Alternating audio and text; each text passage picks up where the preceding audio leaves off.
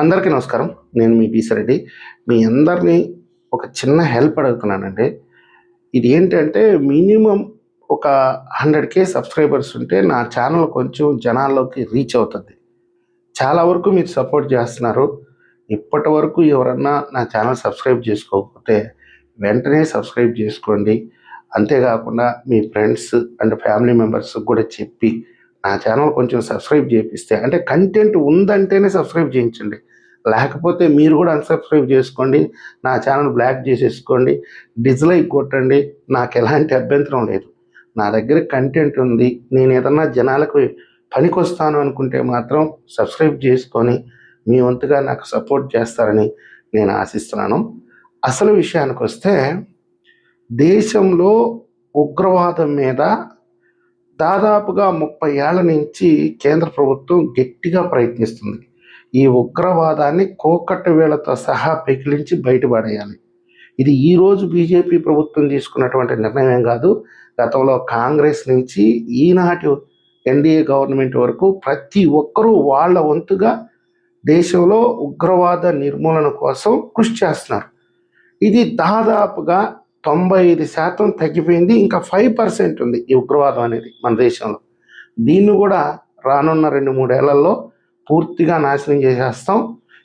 ఈ దేశాన్ని ఉగ్రవాదం లేనటువంటి దేశంగా రూపుమారుస్తామని చెప్పి ఈరోజు కేంద్ర ప్రభుత్వం అయితే ప్రజలకి ఒక హామీ ఇస్తుంది.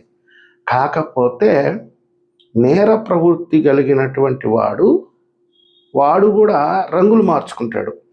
ఈ విధంగా మనం ముందుకెళ్తే కేసులు అవుతున్నాయి, మనల్ని అరెస్ట్ చేస్తున్నారు, మన మీద చర్యలు తీసుకుంటున్నారు అనుకున్నప్పుడు వాడు ఇంకొక మార్గం గుండా వస్తాడు. మీరు సహజంగా దొంగతనాలు చేసేవాళ్ళు కూడా ఇప్పుడు టెక్నాలజీ వాడి ఆ విధంగా దొంగతనాలు చేస్తున్నాడంట.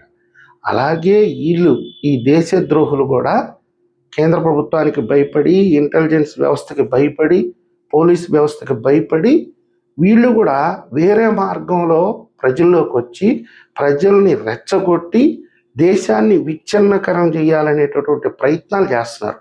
వాళ్ళే ఈ నాస్తికులు.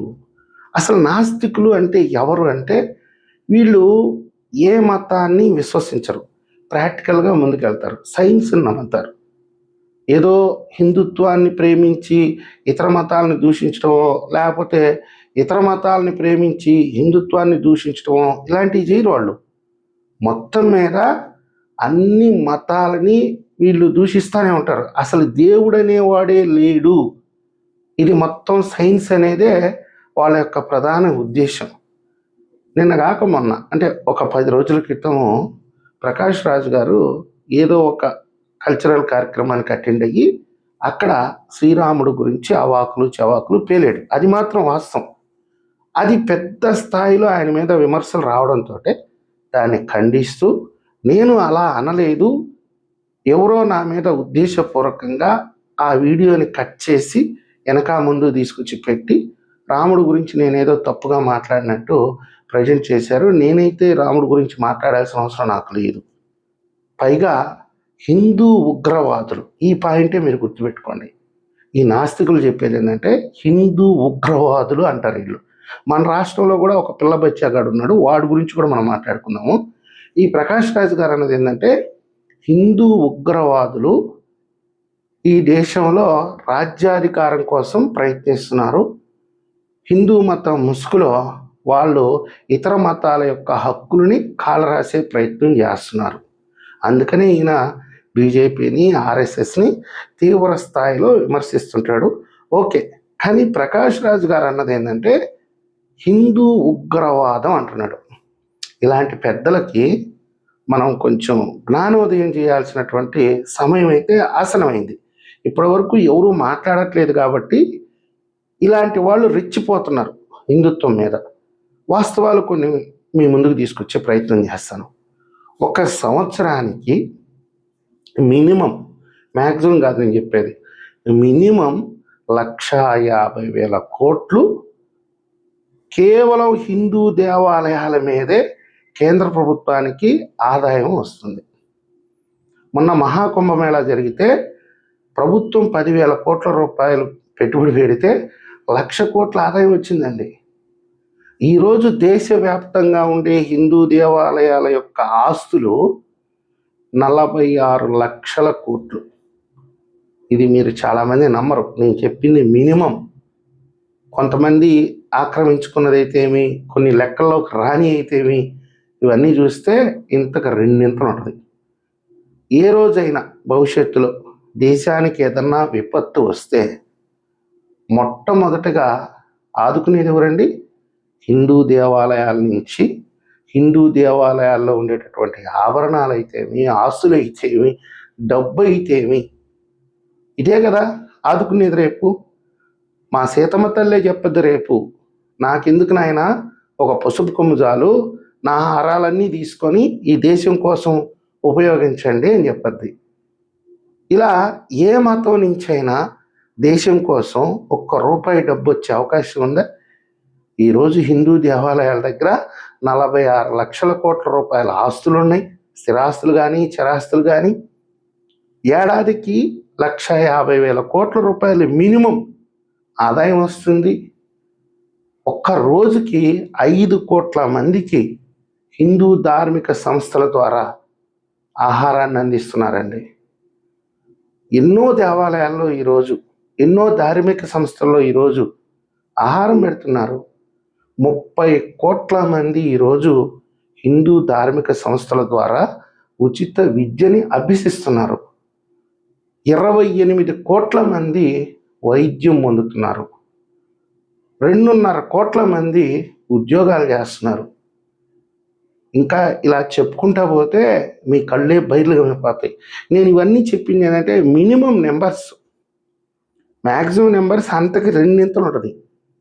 మరి ప్రకాష్ రాజ్ గారు లాంటి పెద్దలకి హిందుత్వం అనేది ఒక ఉగ్రవాద సంస్థగా ఎలా కనిపించిందో నాకైతే అర్థం కావట్లేదు. ఆయన విచక్షణకి, ఆయన విజ్ఞతకే వదిలేసేయాలి.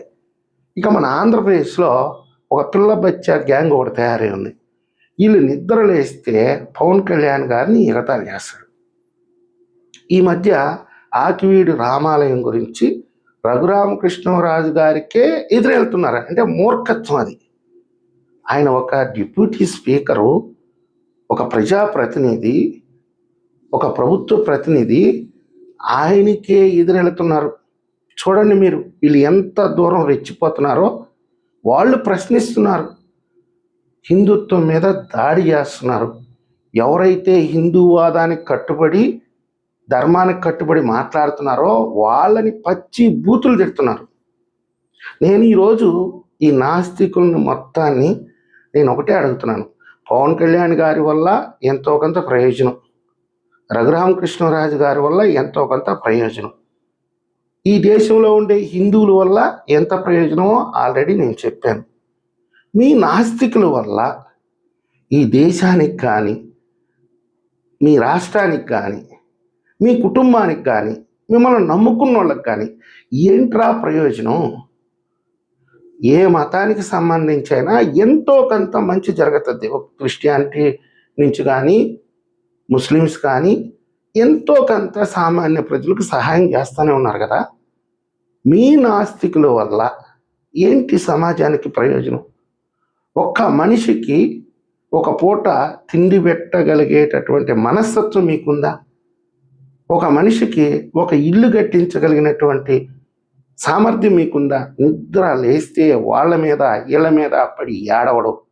నువ్వు నాస్తికుడు అయినప్పుడు కేవలం నీ కంటికి కనపడేది ఒక హిందూ మతమేనా? హిందూ మతంలో తప్పులేనా నీకు కనపడేది? హిందూ మతంలో ఉండేటటువంటి సీతమ్మ తల్లి, శ్రీరాముల వారు, శ్రీకృష్ణుడు, హనుమంతుడు, వీళ్ళేనా నీకు కనపడేది? ఇతర మతాల్లో ఉండే లోపాలు నీకు కనపడవా? ఒక హిందువు తన హక్కుల కోసం పోరాటం చేస్తే వాడు మాత్రమే నీకు టార్గెట్టా? అంటే ఇక ఇతర మతాల వాళ్ళు చేసే తప్పులు కానీ, ఇతర కులాలు చేసే తప్పులు కానీ నీ కంటికి కనపడవా? దీన్ని ఏమంటారండి? దీన్ని నాస్తికత్వం అంటారా? మీరే చెప్పండి, దీన్ని నాస్తికత్వం అంటారా? నేను ఇందాక చెప్పినట్టుగా ఉగ్రవాదం మరో రూపంలో వచ్చినటువంటి విపత్తు అంటారా? మీరే చెప్పండి, మీ విజ్ఞతకే వదిలేస్తున్నాను. ఎందుకంత కసి హిందుత్వం మీద? ఆకివీడిలో రామాలయం కడుతున్నారు. ఆ గ్రామ ప్రజలు దాని మీద పోరాటం చేయాలి. ఏదైనా అబ్జెక్షన్ ఉంటే న్యాయస్థానాలను ఆశ్రయించాలి. ఇదంతా ఒక తతంగం. మధ్యలో నువ్వెవడు రా మాట్లాడేదానికి? డిప్యూటీ స్పీకర్ గారినే ప్రశ్నించే అంత స్థాయి అనేది. నేను ఒక చిన్న ప్రొమో చూసినాను. నేను ప్రజల పక్షాన నిలబడి ప్రశ్నించడానికి వచ్చాను అని చెప్తున్నాడు. ఏ ప్రజల పక్షాన నిలబడి ప్రశ్నించడానికి వచ్చావు? 80% ఉండే హిందువుల పక్షాన నిలబడి ప్రశ్నించడానికి వచ్చావా? 20% ఉండే ఇతర మతాల నుంచి ప్రశ్నించడానికి వచ్చావా? అసలు ఎవడు నిన్ను ఆశ్రయించాడు? నీ దగ్గరికి వచ్చి అయ్యా మా తరపున పోరాటం చెయ్యని ఎవడరా నిన్ను ఆశ్రయించింది?